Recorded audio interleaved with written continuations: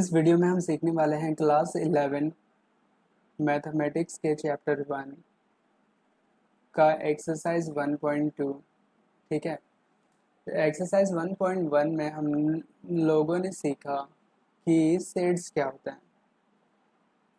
Sets क्या होते हैं तो हम क्या बोलेंगे, a collection of well defined object, a collection of well defined object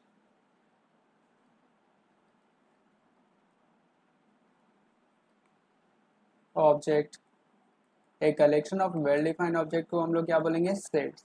अब सेट्स तो हमें पता चल गया कि सेट्स क्या होता है। अगर कोई collection of well defined object होगा तो उसे हम लोग सेट्स बोलेंगे। अब सेट्स तो हुआ, लेकिन सेट्स अब होंगे टोटल कितने टाइप्स के, तो ये अगर हमें पता करना है तो हमें इससे समझना होगा। तो अभी हम सीखने वाले हैं कि सेट्स के टाइप्स कितने होते हैं। तो हम ये देखते हैं कि जो सेट्स होते हैं, सेट्स को 4 भागों में हम लोग बांट सकते हैं। मतलब सेट्स के कितने टाइप्स में, 4 टाइप्स होते हैं। पहला वाला जो टाइप्स होता है उसे हम नल सेट के नाम से जानते हैं। सेट्स के दूसरा जो टाइप्स होता है उसको हम लोग बोलते हैं फाइनाइट सेट।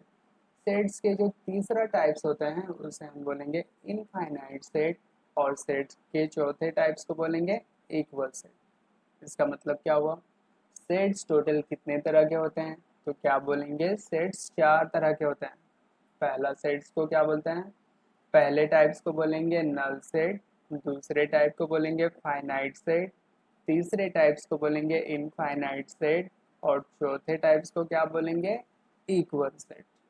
ठीक है, अब हमें समझना है कि नल सेट क्या होता है। नल सेट का मतलब होता है the set having no value. एक ऐसा सेट जिसमें हमें किसी भी प्रकार का वैल्यू नहीं मिल रहा है, इस तरह के सेट्स को हम नल सेट बोलते हैं। ठीक है, अब मान लेते हैं, एक क्वेश्चन से समझते हैं। क्वेश्चन में बोला गया है ए एक सेट है जिसमें x such that x is the set of even natural number and x less than is equal to 5 and x greater than 7। इसमें हमें ये बोला गया है कि x एक सेट है जिसमें x 5 से छोटा या 5 के बराबर होना चाहिए, साथ में x जो है वो 7 से बड़ा भी होना चाहिए। फिर से समझ लेते हैं क्वेश्चन में क्या बोल रहा है। क्वेश्चन में हमें ये बोला गया कि ए एक सेट है जिसमें x का जो मान है ना वो 5 से छोटा होना चाहिए, साथ साथ में x का जो मान है वो 7 से भी बड़ा होना चाहिए।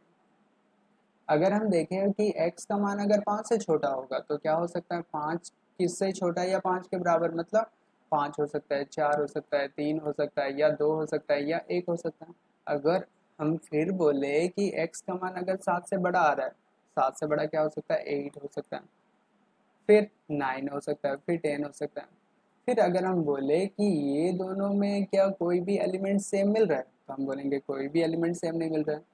तो इसका मतलब ये जो दो मेरे पास कंडीशन था, दोनों कंडीशन में दोनों कंडीशन जब सेटिस्फाई करेगा तभी जाके हम बोलेंगे कि कुछ वैल्यू मिलेगा।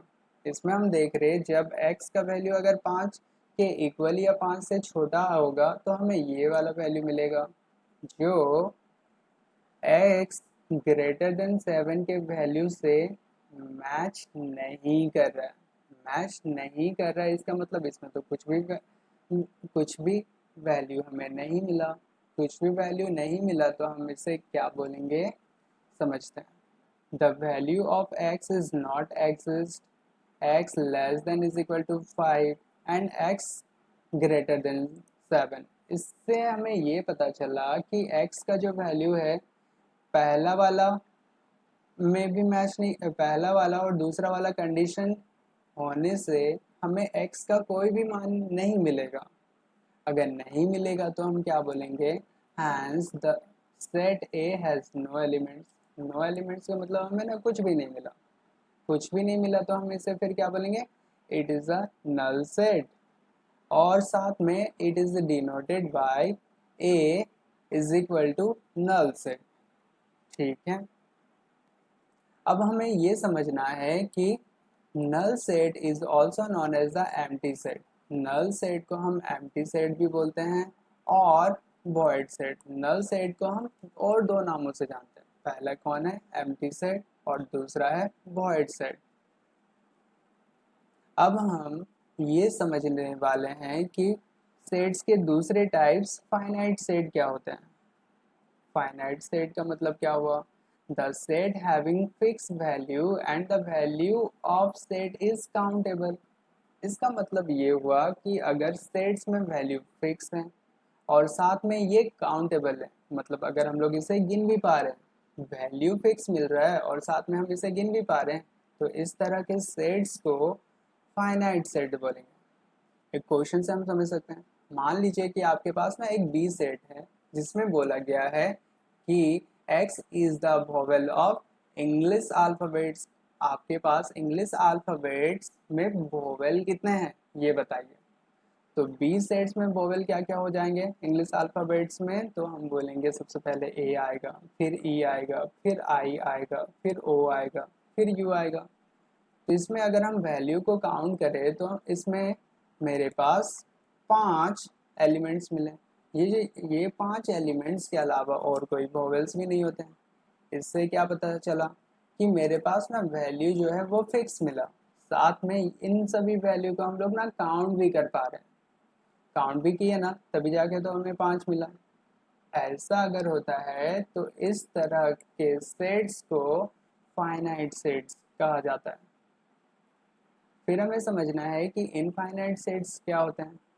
The sets having no fixed value and the value of set is not countable, तो उसे हम इनफाइनाइट सेट बोलेंगे। इनफाइनाइट सेट का मतलब हुआ कि अगर हमारे पास जो वैल्यू है वो फिक्स अगर नहीं है, साथ में हम उस वैल्यू को काउंट भी नहीं कर पा रहे, गिन भी नहीं पा रहे कि हमारे पास वैल्यू टोटल कितने हैं, ऐसा अगर हो रहा है तो इस तरह के सेट्स को इनफाइनाइट सेट बोलते हैं। एग्जाम्पल से समझ सकते हैं, मान लीजिए कि मेरे पास ना सी सेट्स है, इसमें बोला गया है x such that x is the even natural number greater than 100। 100 से ग्रेटर देन इवन नंबर क्या होंगे, इसका मतलब 100 से बड़ा प्राकृतिक संख्या क्या होगा।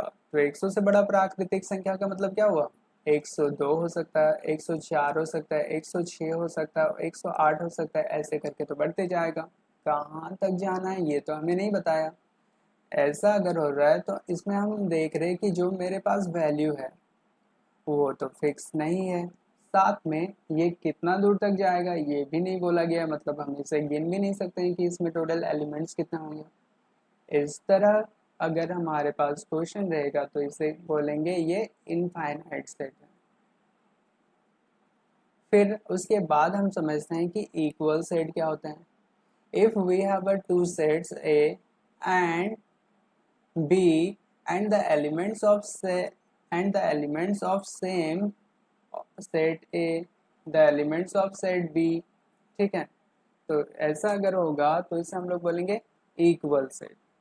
इक्वल सेट को हम ऐसे समझ सकते हैं, मान लीजिए कि A सेट्स में एलिमेंट क्या है 1 2 3 4 है और B सेट्स में एलिमेंट्स क्या है 4 3 2 1 है। इक्वल सेट बोलने का मतलब हुआ कि A सेट्स में जो भी एलिमेंट्स हैं बी सेट्स में भी अगर वही एलिमेंट्स अगर है तो दोनों ही इक्वल सेट होगा। अब ये दोनों में कैसे करके, मान लीजिए कि यहाँ पे 1 है ना, तो यहाँ पर भी चेक करो 1 है क्या, है। फिर यहाँ पर 2 है तो यहाँ पर भी चेक करो यहाँ पे 2 है। फिर चेक करो यहाँ पे 3 है, फिर यहाँ पर भी चेक करो यहाँ पर भी 3 मिल रहा है, फिर यहाँ पर 4, यहाँ पर भी 4 मिल रहा है। इससे हमें पता क्या चला कि सेट ए में जो एलिमेंट्स हैं सेट बी में भी सेम एलिमेंट्स हैं, दोनों में सेम एलिमेंट्स हैं और साथ में यहाँ पर भी टोटल एलिमेंट्स 4 हैं और यहाँ पर भी टोटल एलिमेंट्स 4 हैं। दोनों में एलिमेंट्स भी सेम है, दोनों में नंबर भी सेम है, मतलब दोनों में एलिमेंट्स और साथ में नंबर भी अगर सेम रहेगा तो इस तरह के सेट्स को इक्वल सेट कहेंगे। Thank you.